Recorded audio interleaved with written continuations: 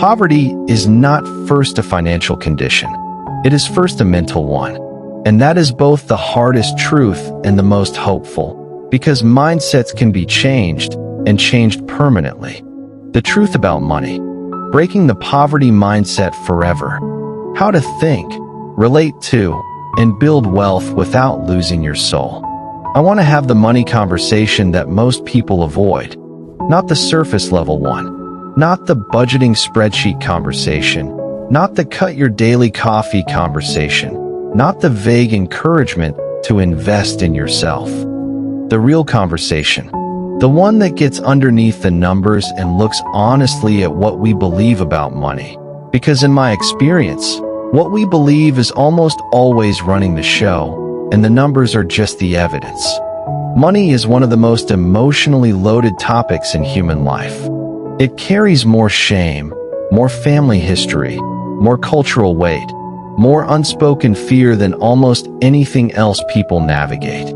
It is one of the leading causes of relationship breakdown, personal crisis, and the quiet, grinding anxiety that sits in the chest of millions of people who never quite feel like they have enough, regardless of how much they actually have. And most of that, not all of it, but most of it, begins not in the bank account. It begins in the mind. Today we go there. We go to the root. Because if we change what is happening at the root, everything above ground changes with it. This is not a get-rich-quick conversation. This is a get-free conversation. Let's begin. Before we talk about what to do with money, we need to talk about what we believe about it. Because your financial behavior is almost always a direct expression of your financial beliefs. And your financial beliefs were mostly formed long before you had any real money to manage. Most people's money beliefs were formed in childhood, in the atmosphere of the home they grew up in the conversations they overheard, or the conversations that were pointedly never had, in what money meant in their family. Was it the source of tension between their parents? Was it something that was always scarce and carefully rationed? Was it something shameful to want too much of? Was it something only certain kinds of people had access to, and those kinds of people were not like you? These early experiences did not just teach you facts about money. They wired you, neurologically, emotionally, with a set of deep beliefs about money that now operate largely on autopilot, below the level of conscious thought, shaping every financial decision you make whether you realize it or not. You cannot out-earn a poverty mindset. You cannot out-budget a belief that you are not worthy of wealth. The inner work must come first, or the outer work will always unravel. Here are 5 of the most common toxic money beliefs I encounter, and the reframes that dismantle them. Toxic belief 1. Money is the root of all evil. Wanting it makes me greedy or corrupt. The reframe, the actual phrase is, the love of money, the worship of it, the idolization of it, the pursuit of it at the cost of your integrity and your relationships, is a root of all kinds of evil. Money itself is morally neutral. It is a tool. The same hammer builds a home and breaks a window. The hammer is not the problem. What you believe about money and why you pursue it, that is where the moral question lives. This belief is particularly common among people from religious backgrounds, working-class backgrounds, or communities where wealth was associated with exploitation or injustice. And while those associations sometimes have a real basis, there are people who have built wealth dishonestly and harmfully. The conclusion drawn is too broad. When you believe that money itself is evil, or that wanting it is spiritually dangerous, your subconscious will ensure that you never accumulate too much of it. It will arrange your life, subtly, cleverly, convincingly, to keep you at a level that feels safe, humble, acceptable. But financial restriction is not holiness. Generosity from abundance is not less holy than generosity from scarcity. The person who builds real financial resources and deploys them with wisdom and compassion and genuine generosity is not less spiritual than the person who stays poor to prove they are not materialistic. You are allowed to build wealth, and you are allowed to do it with integrity. These are not contradictions. Toxic belief 2. Rich people are lucky, corrupt, or born into it. Honest success at scale is impossible. The reframe. This belief, held as a universal truth, is one of the most expensive you can carry because it makes the pursuit of financial growth feel both futile and morally compromised before you even begin. The evidence does not support it as a universal. Study after study on wealth building consistently shows that the majority of significant wealth is built, over time, through specific habits, specific disciplines, and specific mindset characteristics that can be learned. I want to be clear, the playing field is not level. Economic systems have real inequities, and some people have genuine structural advantages that others do not. I am not dismissing that reality, and I am not pretending it does not matter. But within whatever circumstances you are navigating, and this is the part that matters for your life, your beliefs about what is possible for you will determine how much of the possible you actually pursue.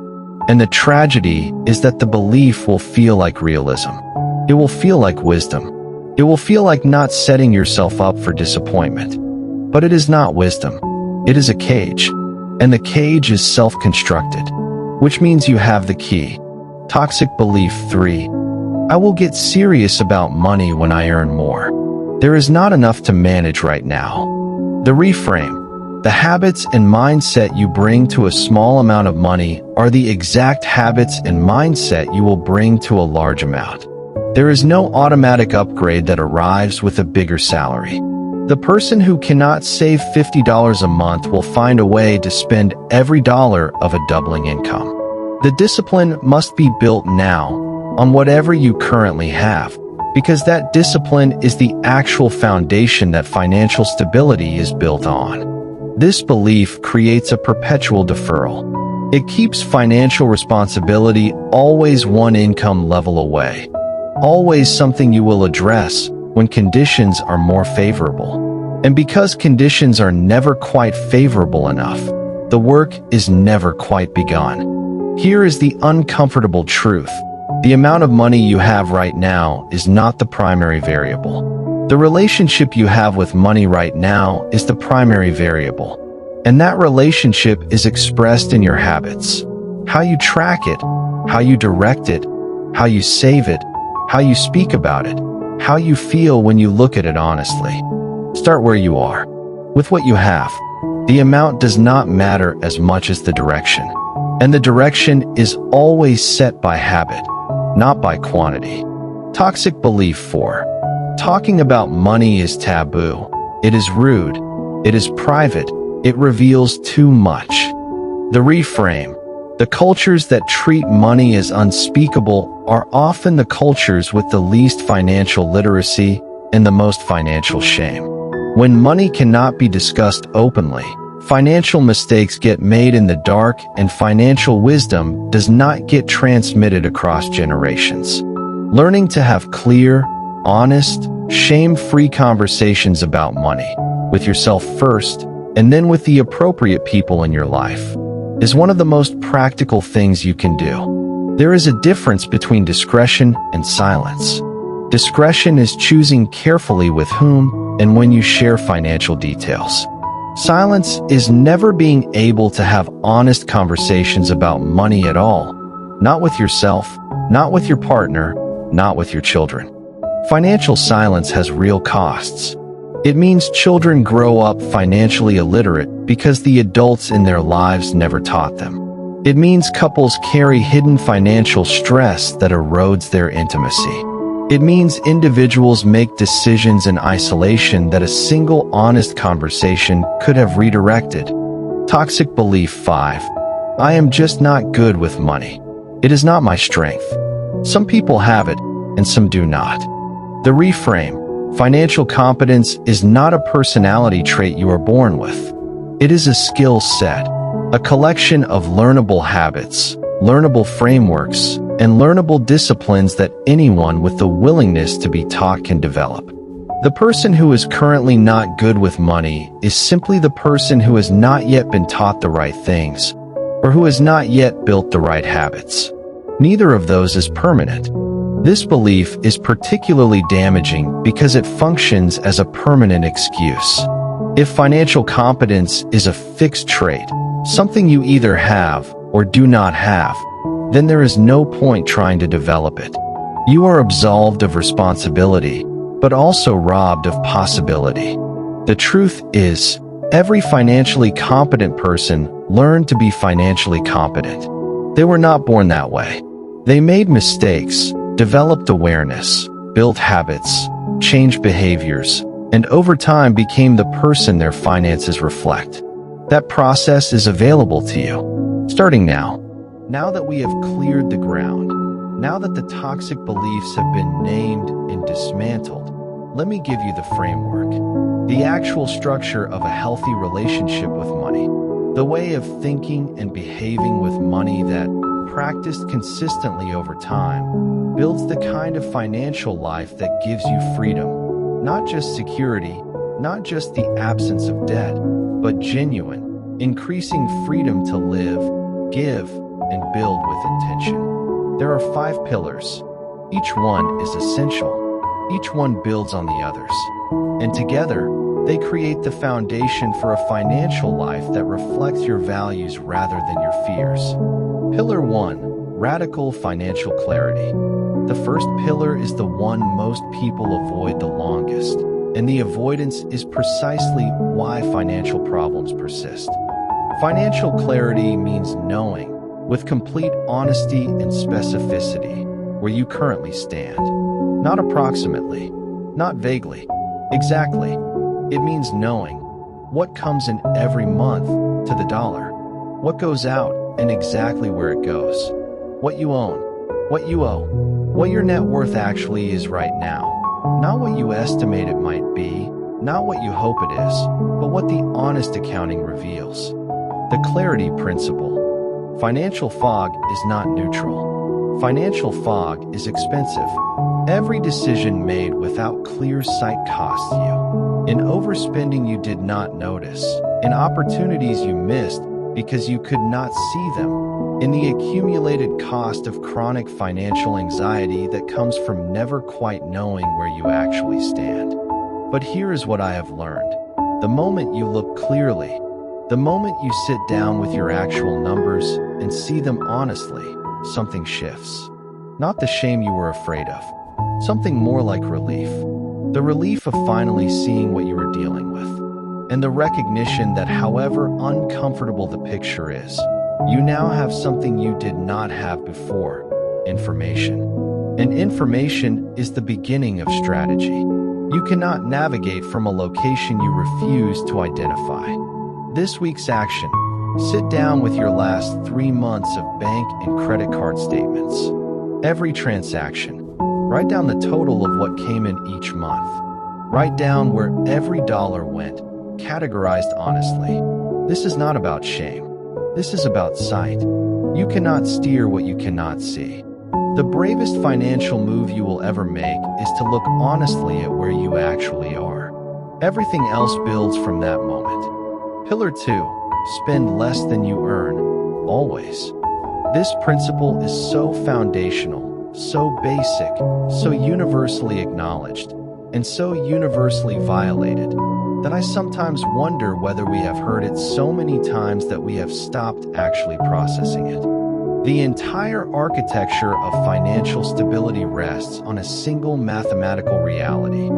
Income minus spending equals wealth accumulation, or debt, depending on which direction the gap runs.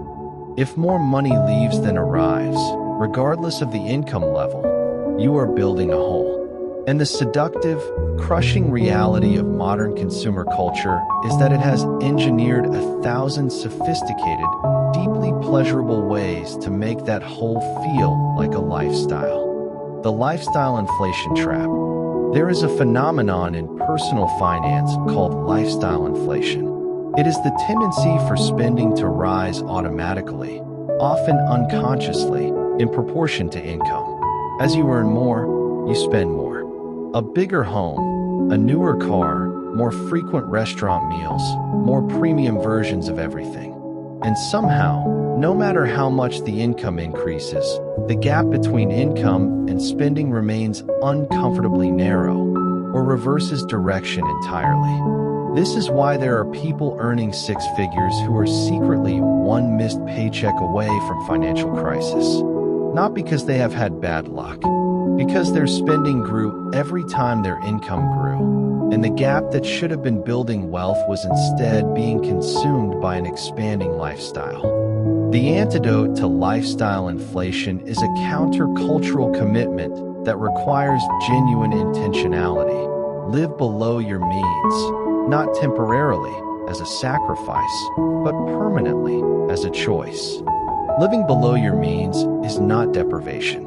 It is not joylessness. It is the decision that the freedom money can create, the ability to give generously, to pursue your purpose without financial desperation, to weather inevitable storms without catastrophe, is worth more than the momentary satisfaction of spending without intention.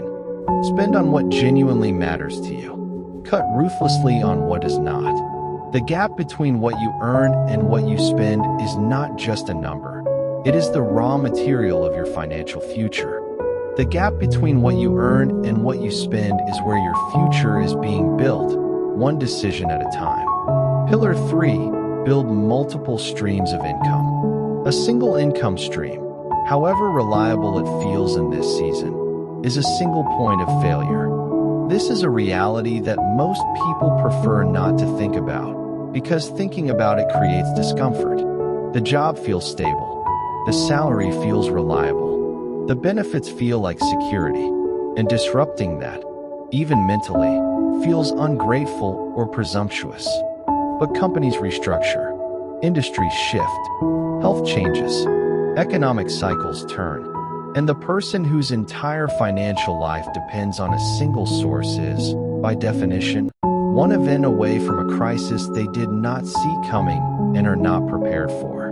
What the research shows. Research on high net worth individuals consistently reveals one of the most striking and underappreciated patterns in financial life. The majority of people who build genuine, lasting wealth do not rely on a single income stream. They have multiple, typically 3 to 7, ways that money flows toward them. Not all at once, not from the beginning, but built deliberately, over time, one stream at a time. The specific form matters less than the principle. Every stream you add is a root that goes deeper into financial soil. More roots means the tree does not fall in the storm. How to begin building additional streams. The most common mistake people make when they understand this principle is trying to build 5 streams simultaneously and building none of them effectively because their attention is scattered across too many fronts at once. The wiser approach is this: identify one additional income stream and build it to consistency before you begin the next. Begin by asking, what skill do I already have that someone else needs and would pay for? Not a skill you want to develop, one you already have. The fastest path to additional income is almost always built on existing competence applied in a new direction. Then build it slowly and deliberately. Do not expect it to replace your primary income immediately. That expectation creates pressure that produces poor decisions. Expect it to add something small, consistently, and let the compound effect of consistency do its work over time.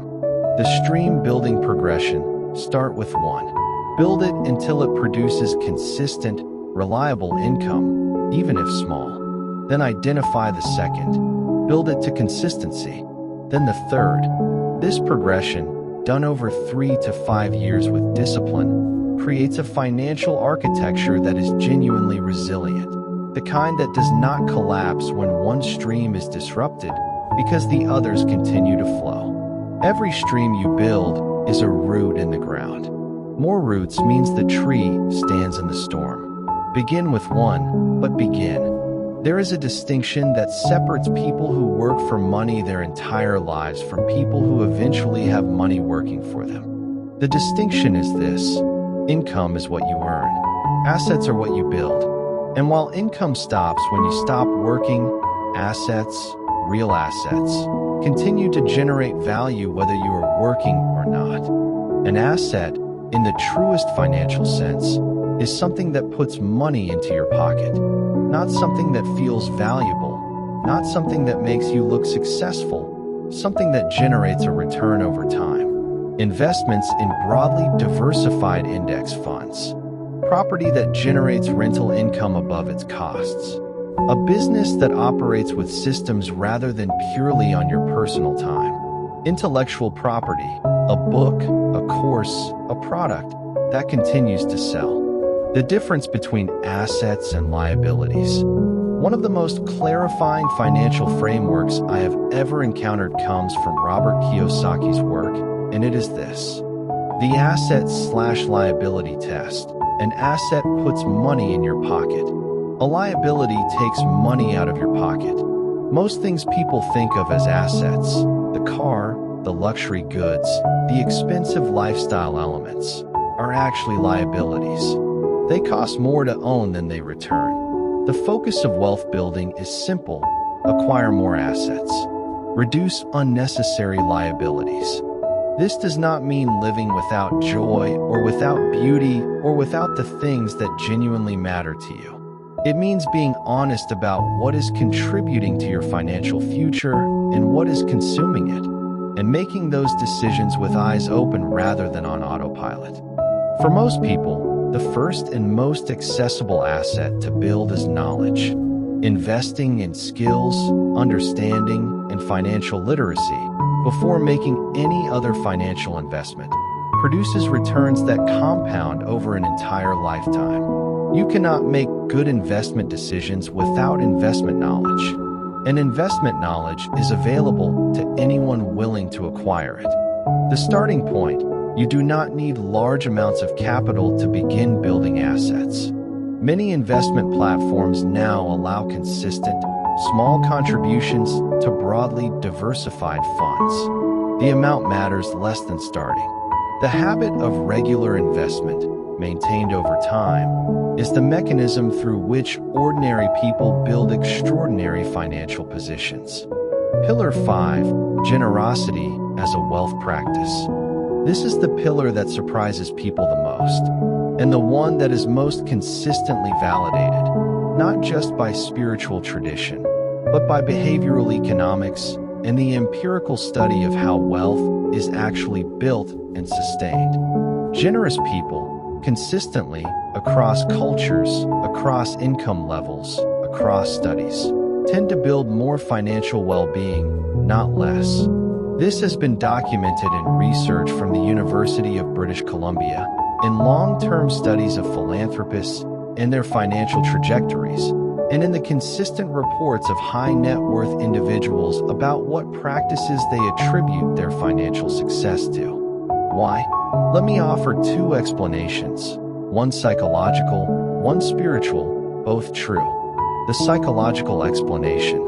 Generosity is a declaration to your own subconscious mind that you are not operating from scarcity.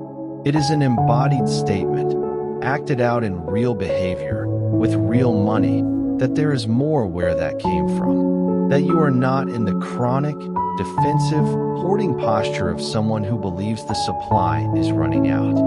The person who cannot give is the person whose entire financial identity is built on fear. Fear of not having enough. Fear of losing what they have. Fear that if they release, there will be nothing left.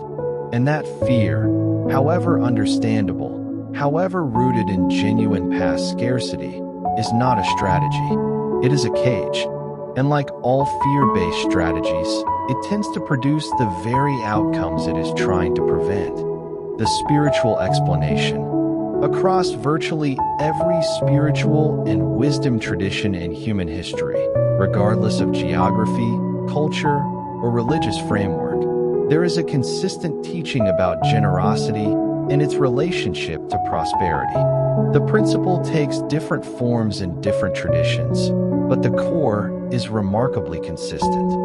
The universal principle, what you give freely and genuinely, from a heart of real gratitude rather than obligation or performance, tends to return to you multiplied. Not always in the form it left, not always on your timeline, but the spirit of generosity, consistently lived, opens channels of provision that the closed fist of hoarding cannot access. I am not going to argue the mechanism. I am going to report the pattern, which is consistent enough across enough traditions and enough observed lives that dismissing it as coincidence requires more faith than accepting it as a principle. Generosity is not what you do after you become wealthy. It is part of how you get there, and part of what makes wealth worth having.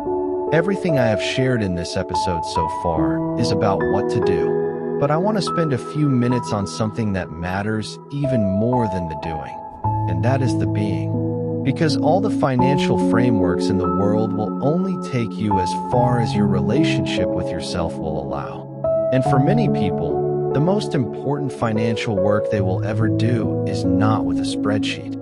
It is with a journal. It is in the quiet, uncomfortable, courageous act of examining what money means to them, what they are afraid of, what they believe they deserve, what story they have been telling themselves about what is possible for them, and whether that story is actually true. The 3 questions that change everything. I want to give you 3 questions. Not to answer in your head right now, to sit with, to write about, to return to over days, maybe weeks. Because these are not questions with quick answers. They are questions that unfold the longer and more honestly you engage with them. Question 1. What did money mean in the home I grew up in? Was it a source of tension, of shame, of fear, of competition? Was it something we talked about openly or avoided entirely?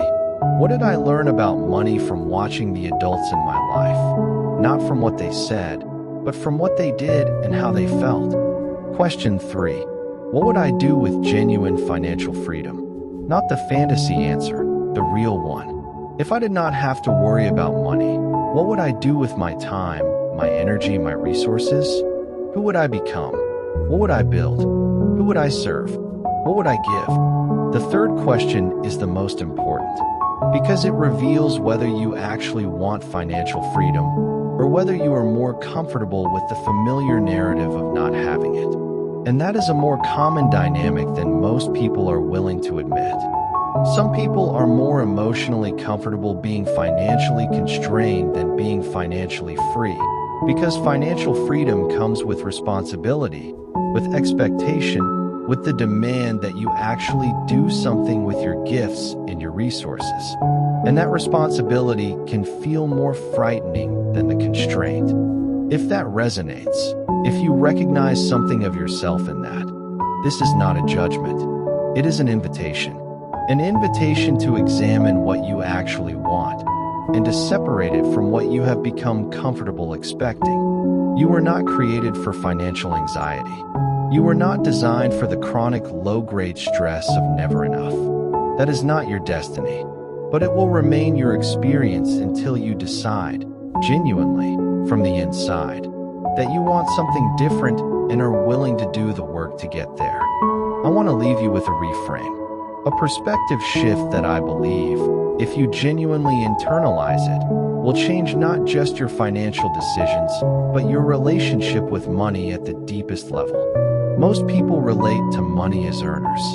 I work, I earn, I own what I earn.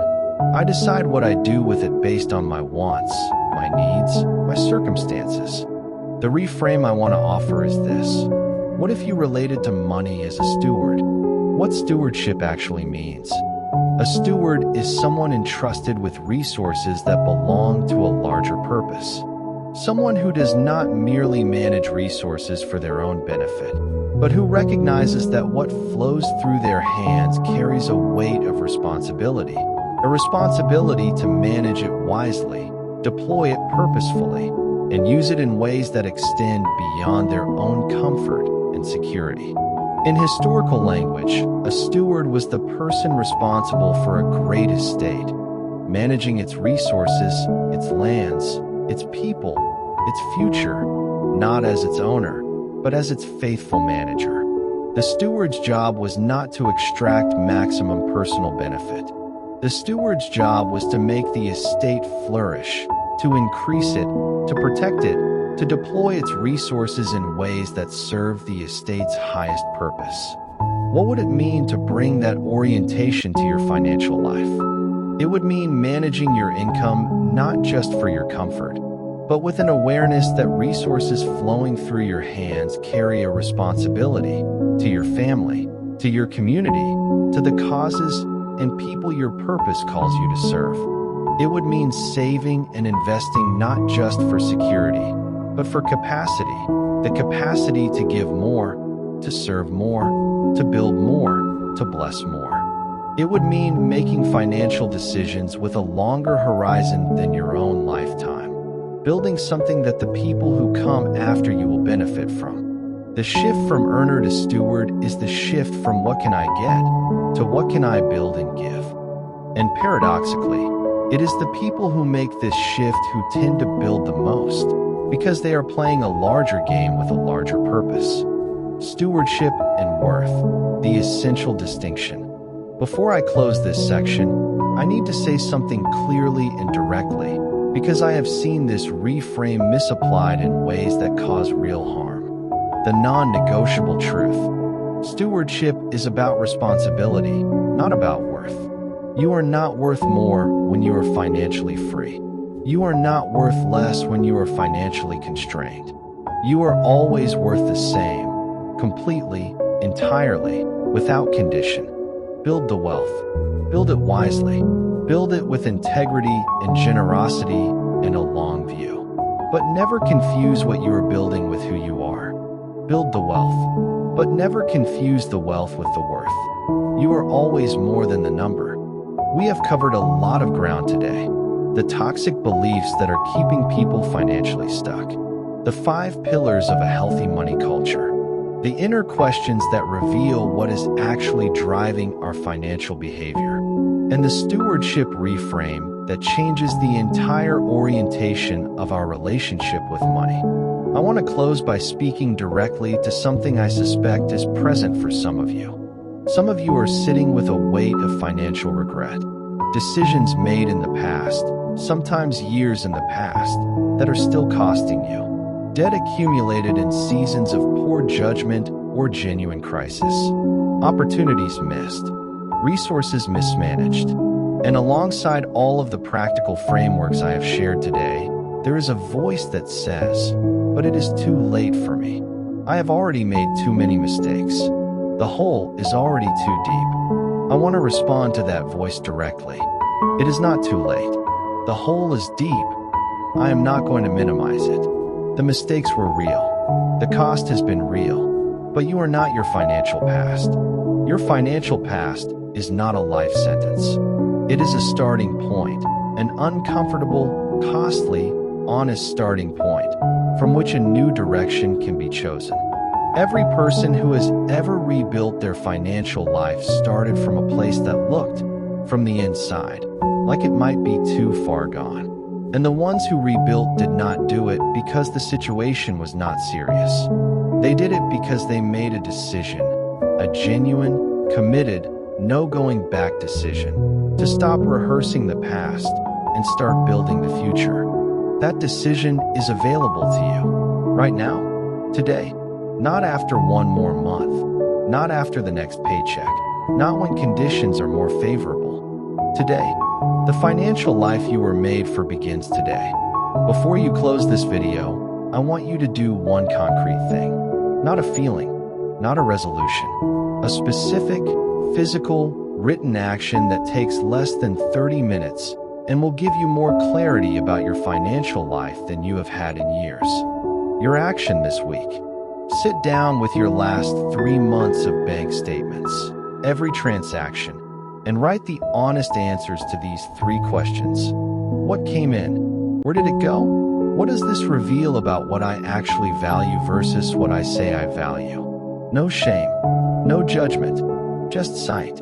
This is the beginning. Then drop a comment below with the one toxic money belief from today's episode that resonated most, the one you recognize in your own thinking. Just name it. You do not have to explain it. Just name it, because naming it is the first act of dismantling it. And this community will see it and stand with you. Share this episode with one person in your life who is navigating real financial stress right now. Not to lecture them, just to offer them a different conversation about money than the one they are probably having with themselves. Sometimes the most generous thing you can do is share something that helped you. Subscribe for episode 5, because next we are going into one of the most personal and least taught areas of life: healthy relationships and love. Not the romance version, the real version. The psychology of why we choose who we choose, how to love with both wisdom and warmth, how to build relationships that genuinely last, and what healthy love actually looks like in practice. It is one of the most important conversations we will have in this entire series. The financial life you were made for is not beyond your reach. It begins with the next decision. Make it a good one.